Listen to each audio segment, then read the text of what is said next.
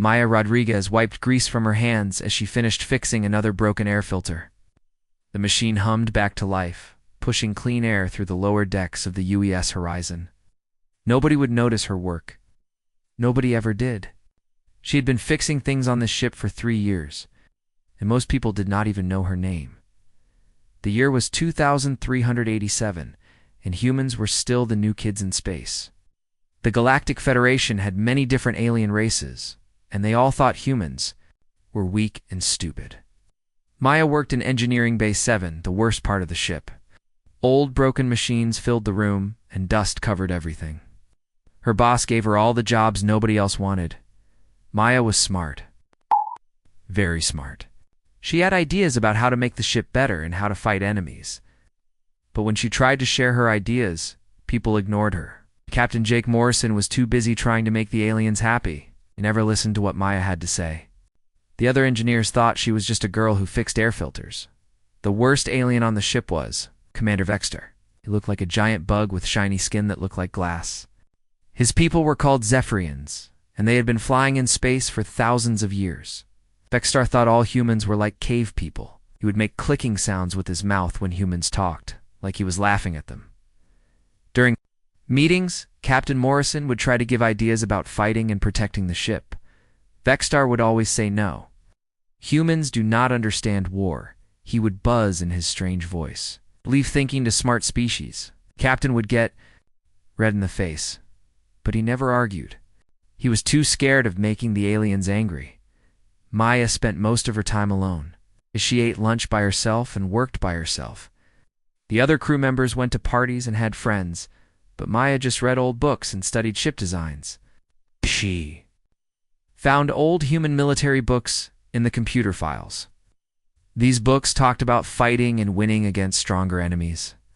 Maya read about wars from hundreds of years ago, when humans fought each other with simple weapons. The books were interesting. They talked about something called guerrilla warfare. This meant small groups fighting big armies by being sneaky and smart. Maya learned about people who hid in forests and mountains, attacking their enemies when they did not expect it. She learned about traps and surprise attacks. The aliens did not fight this way. They liked big battles with lots of ships shooting at each other. Maya also studied the alien ships. She found problems with their designs, but nobody wanted to hear about them. The Zephyrian ships looked pretty, but they had weak spots. Maya wrote reports about these problems, but her boss threw them away. "Stop wasting time," he told her. "Just fix the machines." But then the Void Hunters came. Maya was working late when the first alarm went off. Red lights flashed, and a voice on the speaker said, "All crew to battle stations. Unknown ships approaching." Maya ran to the main deck to see what was happening. Through the big windows, she saw something that made her stomach feel sick. Enemy ships did not look like normal ships. They looked alive, like giant sea creatures floating in space. Their skin was black and moved like it was breathing. Strange lights glowed under their skin. Maya counted 12 of them, and they were huge. Each one was bigger than the UES Horizon. "What are those things?" Captain Morrison asked. His voice shook with fear. Commander Vextar's glass skin had turned pale. "Impossible," he buzzed. "The Void Hunters have been sleeping for 3,000 years. They cannot be awake." Maya had never heard of Void Hunters before, but she could see they were dangerous. The alien ships moved in a strange way, like wolves hunting together. They did not fly in straight lines like normal ships. Instead, they seemed to dance around each other, always staying in formation. The first attack came without warning. Of the Void Hunter ships simply disappeared, then appeared right next to a Federation cruiser. Maya watched in horror as the monster ship seemed to melt through the cruiser's shields like they were not there. The Federation ship exploded in a ball of fire and metal. "How did it do that?" Maya whispered. "They can phase through our defenses," Vextar said. His voice was quiet now, not proud like before. "Their weapons destroy the bonds that hold matter together. We have no way to fight them." The battle was over in minutes. 12 Federation ships became floating wreckage. Only the UES Horizon escaped because it was small and far away. Maya watched the Void Hunters gather around the destroyed ships, doing something she could not understand. It looked like they were eating the metal. Back in her engineering bay, Maya could not sleep. She kept thinking about the attack, the void. Hunters moved like a pack of animals, not like machines. They hunted together, used tricks, and seemed to think about what they were doing. Maya had seen this behavior before in her old military books. She spent the next week reading everything she could find about Earth's predators: lions, wolves, sharks, humans. All the best hunters had the same traits. They worked together, used surprise attacks, and picked off weak targets. The Void Hunters were doing exactly what Earth's predators had always done, but Maya also knew something else from her books. Every predator could be hunted. Humans had killed lions and wolves and sharks. They had done it by being smarter, not stronger. They used traps and weapons and worked together. Most importantly, they understood their enemy. Maya began to form a plan. The Federation was trying to fight the Void Hunters like they were normal enemies. Big ships, big guns, straight battles. But the Void Hunters were not normal enemies. They were hunters, which meant they could be hunted back. She started working on a new project in her spare time. Maya took apart old human weapons and combined them with alien technology. She studied the wreckage from the battle and found pieces of Void Hunter material. Under her microscope, she discovered something amazing. Creatures were part machine and part living tissue. The living parts sent electrical signals to control the machine parts. Maya realized she could disrupt these signals. She could build a weapon that sent out the right kind of electrical pulse. She could confuse or even hurt the Void Hunters. She worked on this idea for days, building a small device that could fit on a ship. But Maya knew nobody would listen to her ideas. She was just the girl who fixed air filters. Captain Morrison was too busy having meetings with other Federation officers. Commander Vexstar was preparing to run away to safer space. None of them would try her plan. Maya made a decision that would change everything. If nobody would listen to her ideas, she would prove them herself. In the dark engineering bay, surrounded by broken machines and dust, Maya began to prepare for war. Maya worked in secret for 2 weeks, changing a small maintenance ship called the Wasp. The ship was old and nobody used it anymore, which made it perfect for her plan.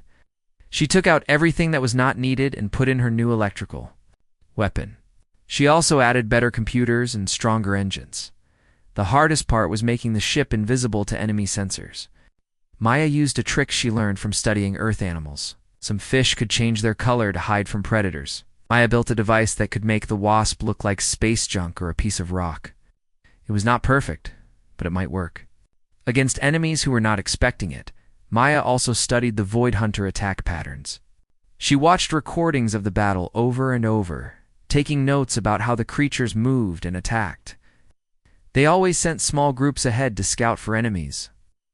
These scout groups were smaller and had less armor than the main hunting packs. Maya decided to go after a scout group first.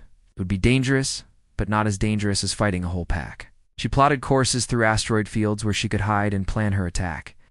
The Wasp was small enough to hide behind big rocks.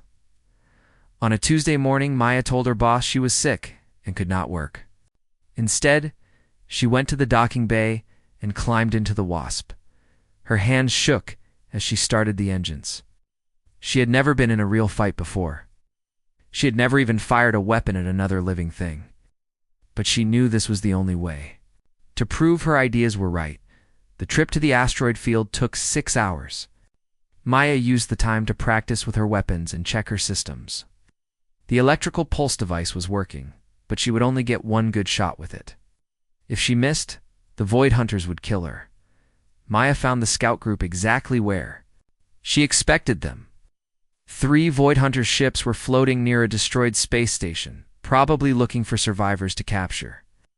The ships were beautiful in a scary way, with their black skin glowing with strange lights. Maya could see they were smaller than the ones from the big battle, but still twice the size of the Wasp. Maya turned on her hiding device and slowly moved closer. Her heart was beating so fast she could hear it in her ears. She positioned the Wasp behind a large asteroid and waited. The Void Hunters were not paying attention to the rocks around them. They thought they were the only predators in this area. One of the scout ships moved away from the others. It's coming closer to Maya's hiding spot. This was her chance. Maya aimed her electrical weapon and fired. The pulse hit the Void Hunter's ship like lightning. The creature's black skin flashed with bright colors, and it started spinning out of control. Now I could see the living parts of the ship fighting against the machine parts. Her weapon had confused the creature's brain. The other two Void Hunters immediately turned toward Maya's position, but she was already moving. Maya flew the Wasp between the asteroids, using her small size to stay hidden. The Void Hunters were fast, but they were too big to follow her through the tight spaces between rocks. Maya came around behind the second scout ship and fired her regular weapons. The creature's skin was tough, but Maya's shots found a weak spot. Near what looked like an engine, Void Hunter's ship exploded in a ball of green fire. The last scout ship tried to run away, probably to warn the main pack. Maya could not let that happen. She pushed the Wasp's engines to maximum power and chased the fleeing creature. The race went on for several minutes, with Maya slowly gaining ground. When she got close enough, Maya fired her electrical weapon again. This time, the pulse was not as strong because she had already used most of the device's power. But it was enough to slow down the Void Hunter ship. Maya finished it off with her regular weapons. Maya sat in the pilot's seat, breathing hard and shaking. She had done it. She had killed 3 Void Hunter scouts by herself. More importantly, she had proved that her ideas worked. The creatures could be confused and hurt. They could be hunted. Maya sent a message back to the UES Horizon, telling them what had happened. She included recordings of the battle and data from her weapons. Then she flew home, wondering if anyone would believe her. When Maya docked the Wasp, she found Captain Morrison waiting for her. His face was angry, but also confused. "What the hell did you think you were doing?" he asked. "You could have been killed." "I was proving a point," Maya said. She was tired but also excited. "The Void Hunters can be beaten. You just have to fight them the right way." Captain Morrison looked at the data Maya had collected. His anger slowly changed to amazement. "You actually killed 3 of them? By yourself?" "Yes, sir. And I can teach others to do the same thing." Commander Vexstar arrived with several other officers. His glass skin was dark with what Maya guessed was anger. "This human has acted without orders," he buzzed. "She has put the entire ship in danger with her foolish behavior." Captain Morrison held up his hand. "Wait, look at these recordings. Look at what she accomplished." The group watched Maya's battle footage in silence.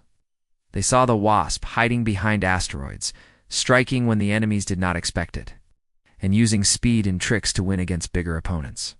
It was unlike any battle they had ever seen. "This is not proper warfare," Vexstar said, but his voice was quieter now. "His tactics are ... primitive." "These tactics work," Maya said. "Earth predators have been using them for millions of years. We know how to hunt because we learned from the best hunters on our planet." Lieutenant Colonel Paul Bennett, Maya's official boss, stepped forward. "Rodriguez, what you did was dangerous and against regulations. But it was also brilliant. How many others can you teach to fight like this?" Maya smiled for the first time in weeks. "As many as you want, sir. I can turn every maintenance ship into a hunter. I can teach every pilot to think like a predator." Instead of prey, Captain Morrison made his decision. "Do it.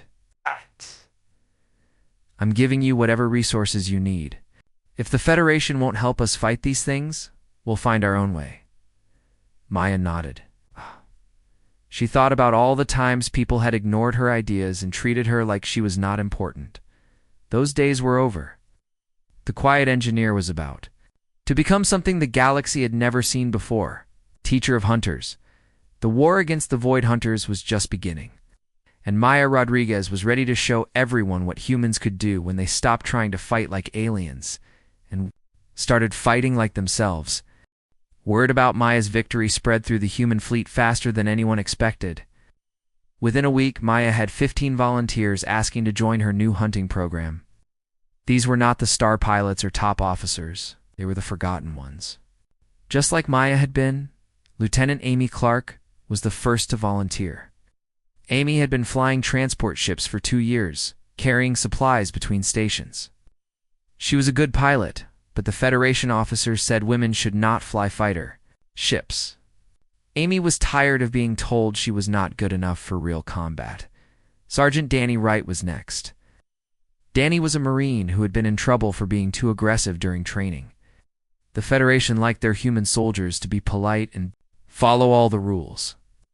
Danny liked to win fights, which made the alien officers nervous. They sent him to work in the ship's kitchen instead of letting him fight. Chief Petty Officer Lisa Kim joined because she was bored. Lisa was an expert with weapons and computers, but her job was to maintain cargo bay doors. She had asked for better assignments many times, but her requests were always denied. The Federation did not trust humans with important technical work. Maya set up her training program in the forgotten parts of the ship. She taught her volunteers everything she had learned about hunting and fighting. They studied Earth's predators and ancient human warfare. Maya showed them how wolves worked together to bring down bigger animals. She explained how human armies had beaten stronger enemies by using surprise and speed. The training was hard. Maya made her people practice flying through asteroid fields at high speed. She taught them to hide their ships and wait for the perfect moment to attack. Most importantly, she taught them to think like hunters instead of soldiers. Captain Morrison gave Maya permission to modify more ships. Soon, she had 12 small vessels, all equipped with her electrical weapons and hiding devices. Maya called her group the Hunter Division. They painted wolf symbols on their ships to remind everyone what they were. Maya's success made the Federation officers angry. Admiral Kethmer was a Centaurian, a race that looked like tall blue humans with extra arms. He commanded the defense fleet for this sector of space. Admiral Kethmer believed that humans should follow orders and support alien ships, not go off on their own missions. These primitive tactics are disrupting our coordinated defense efforts. Admiral Kethmer told Captain Morrison during a video meeting, "Your people must return to their support roles immediately." Commander Vexstar agreed with the Admiral. "Human behavior has become savage and unpredictable," he buzzed. "They attack without permission and refuse to follow proper military protocols. This threatens the unity of our alliance." Captain Morrison was caught in the middle. The Federation threatened to remove human colonies from their protection if the Hunter Division did not stop operating independently. But Maya's results were impossible to ignore. Her 12 ships had destroyed 23 Void Hunter vessels, while losing only one pilot. The crisis got worse when long-range sensors detected a massive Void Hunter swarm heading toward the core worlds. This was not a small raiding party like before. Over 300 Void Hunter ships were moving together, led by several enormous vessels that were bigger than space stations. The Federation assembled their largest battle fleet to meet this threat. 200 ships from 12 different species gathered at the Kepler defense line. Maya watched the fleet formation from her position on the edge of the group. The alien ships were arranged in perfect geometric patterns, their weapons pointed forward, ready for a traditional space battle. Maya knew this would be a disaster. The Void Hunters did not fight traditional battles. They hunted. They would use their phasing ability to appear behind the Federation lines and tear the fleet apart from the inside. "Captain Morrison," Maya said over the radio, "the Federation fleet is arranged all wrong.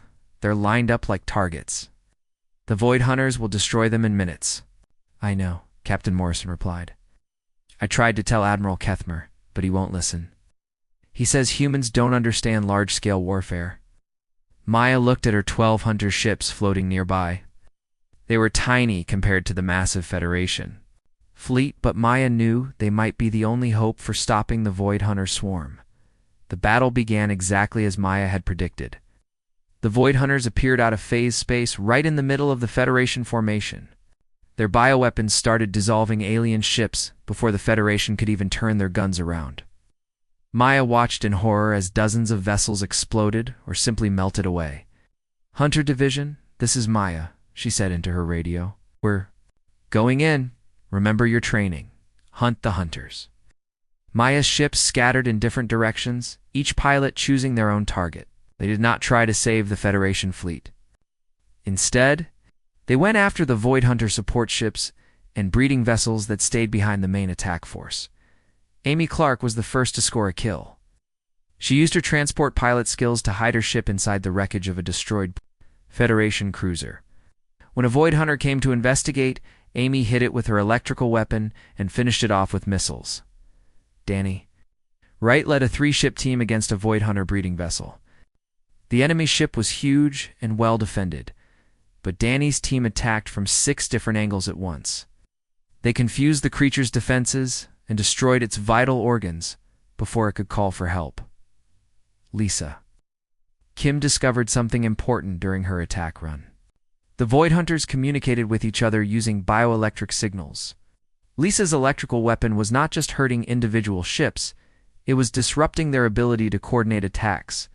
She immediately shared this information with the other hunters. Maya realized they had found the key to defeating the swarm. If they could disrupt enough Void Hunter ships at the same time, the entire group would lose coordination and become vulnerable. All hunters, concentrate your electrical attacks on the command vessels, Maya ordered.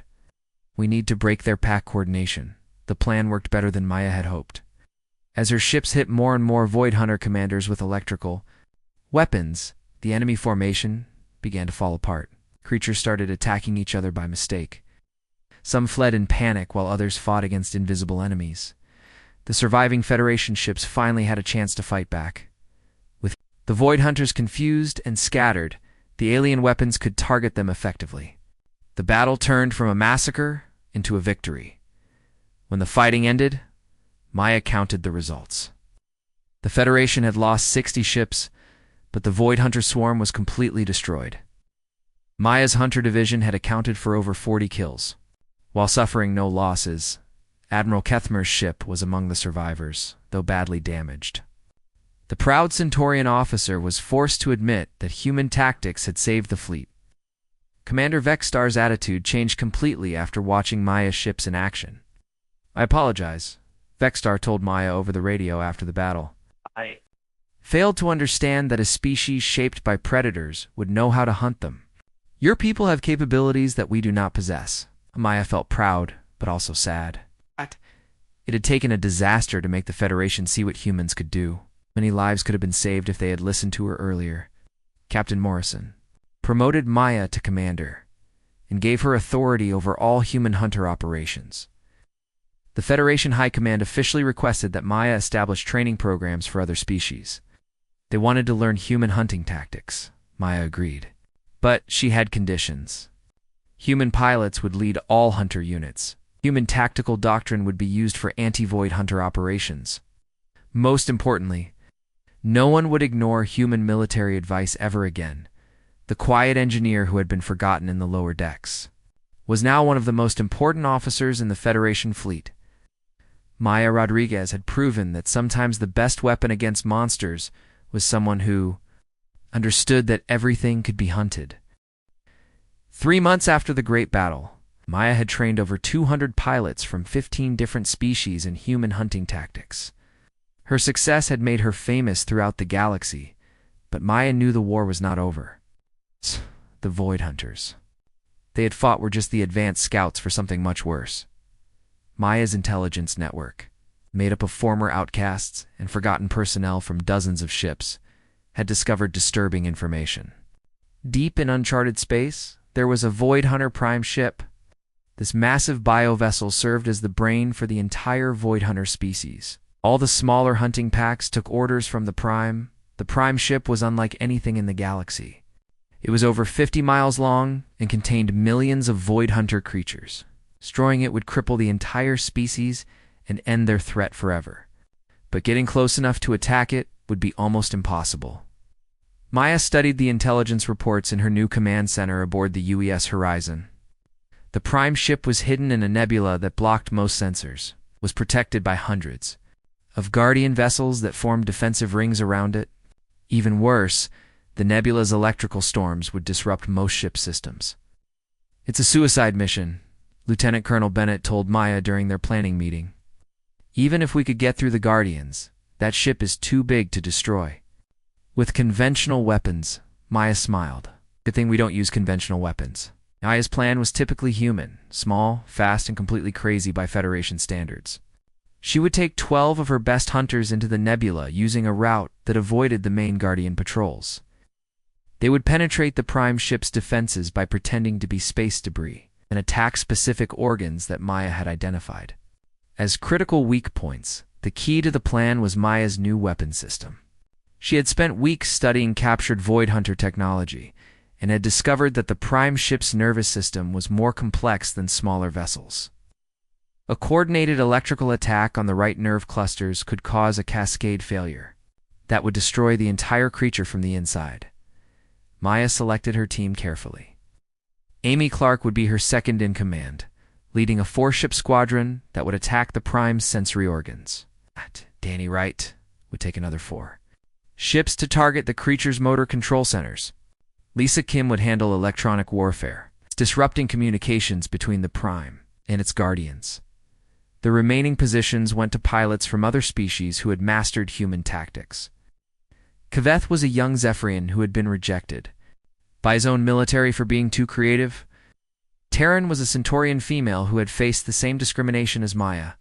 Zelix was a small, furry alien whose people were considered too peaceful for military service. Maya's mixed species team represented something new in the galaxy: warriors, united not by their biology but by their willingness to fight like humans. The journey to the nebula took 5 days. Maya used the time to drill her team on the attack plan and make final preparations to their ships. Each vessel had been stripped down to essential systems and loaded with Maya's most advanced electrical weapons. As they approached the nebula's edge, Maya felt the familiar nervousness that came before a hunt. But this time was different. She was not the scared engineer working alone in a forgotten bay. She was the leader of the galaxy's most effective anti-void hunter force. And she had 11 of the best hunters in space following her into battle. Nebula was beautiful and terrifying. Colored gases swirled in patterns that looked like living artwork, while electrical storms created light shows that could be seen for millions of miles. Maya's sensors were immediately confused by the electromagnetic interference, just as she had expected. "Switch to passive sensors only," Maya ordered. "From now on, we're flying blind and relying on instinct." The first Guardian patrol appeared. 2 hours into the nebula, 6 Void Hunter vessels moved in a search pattern, looking for intruders. Maya's ships were hidden among the floating debris of an ancient battle, their hulls disguised to look like chunks of metal. The Guardians passed within a few hundred yards of Maya's position without detecting them. Maya waited until they were gone before giving the signal to continue. Her team moved like ghosts through the nebula, avoiding patrols and staying hidden among the debris fields. It took 18 hours to reach the Prime ship's location. When Maya finally saw it, she understood why the Void Hunters thought they were invincible. The creature was beyond huge. It looked like a living planet covered in biomechanical structures. Thousands of smaller vessels moved around it like blood cells in a body. "My God," Amy whispered over the radio. "How are we supposed to hurt something that big?" "Same way humans have always killed big things," Maya replied. "We find the soft spots and we don't stop attacking until it's dead." Maya's team split into 3 groups as planned. Each group approached the Prime ship from a different angle, timing their movements to avoid the Guardian patrols. Maya led the main attack group toward what she believed was the creature's primary brain cluster. The approach took another 6 hours. Maya's ships crept through the defensive lines like submarines approaching an enemy harbor. They hid behind. Chunks of ice and metal moved during electrical storms that masked their engine signatures and communicated only through coded light signals. When they finally reached attack position, Maya could see the Prime ship's surface in detail. The creature's skin was covered in patterns that looked like circuit boards mixed with living tissue. Strange lights pulsed beneath the surface, probably carrying nerve signals throughout the massive body. "All teams, this is Maya," she whispered into her radio. "Execute attack plan in 30 seconds. Remember, we only get one chance at this." Maya's attack began with a coordinated electrical bombardment. All 12 ships fired their weapons at the same time, targeting the nerve clusters Maya had identified as critical. The prime ship's reaction was immediate and violent. The creature's entire body convulsed as Maya's electrical weapons disrupted its nervous system. Lights flickered across its surface in chaotic patterns. Thousands of Guardian vessels suddenly stopped moving in formation and began flying in random directions. "It's working," Danny shouted over the radio. "Big Ugly is having some kind of seizure." But Maya knew the battle was just beginning.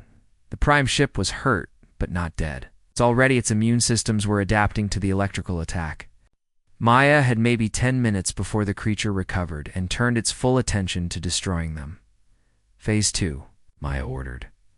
"All ships target the motor control centers. Don't let this thing get its coordination back." The next phase of the attack was more dangerous. Maya's ships had to fly close to the prime ship's surface, dodging defensive weapons and immune system responses that tried to swat them like insects. But Maya's pilots had trained for exactly this kind of close-quarters combat. Amy's team destroyed the sensory organs that let the prime ship coordinate with its guardians. Danny's group attacked the motor centers that controlled the creature's movement. Lisa's electronic warfare kept the prime ship from calling for help from other Void Hunter forces. Maya saved the most dangerous target for herself, deep inside. The creature's core was what looked like a massive brain, protected by layers of bioarmor and defensive systems. Maya flew her ship through openings in the creature's skin, navigating corridors that looked like blood vessels. Mixed with machine tunnels, the journey to the core took 20 minutes of high speed, flying through a nightmare landscape of living machinery. Maya's ship was hit dozens of times by defensive systems, but she kept flying. She had come too far to fail now. When Maya finally reached the core chamber, she found herself facing a sight that would stay with her forever. The prime ship's brain was beautiful and horrible at the same time. A crystalline structure the size of a building, pulsing with lights that showed the creature's thoughts. Maya armed her most powerful electrical weapon and targeted the brain's center. This single shot would either kill the prime ship or fail completely. There would be no second chance. "This is for every human who was told they weren't good enough," Maya said as she pulled the trigger. The electrical blast hit the prime ship's brain like lightning striking a tree. The crystal structure cracked and shattered, sending shock waves throughout the creature's entire body. Maya felt the massive bioship convulse around her as its nervous system shut down permanently.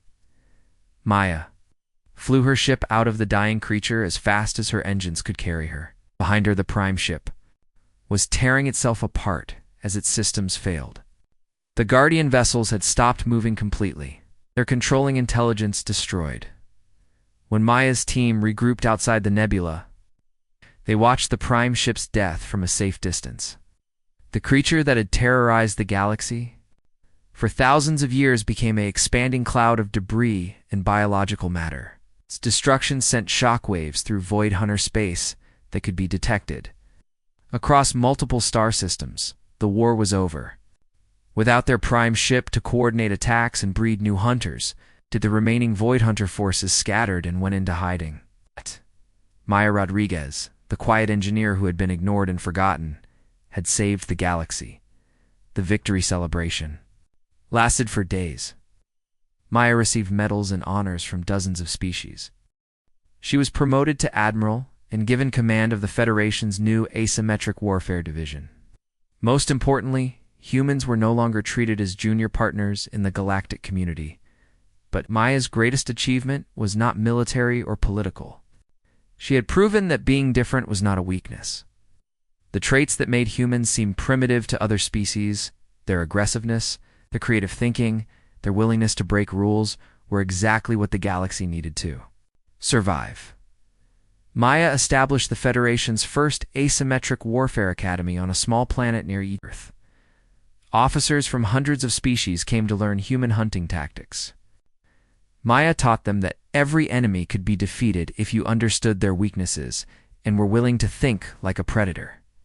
Years later, when young cadets asked Maya about her greatest battle, she would smile and give them the same answer. Every time, the hardest fight was not against the Void Hunters. It was proving to everyone, including myself, that the quiet girl in the engine room had something important to offer. Once I won that battle, Hunting monsters became easy. Maya Rodriguez had started as someone everyone ignored. She became the most feared hunter in the galaxy, and more importantly, she became someone who made sure no one else would ever be ignored again.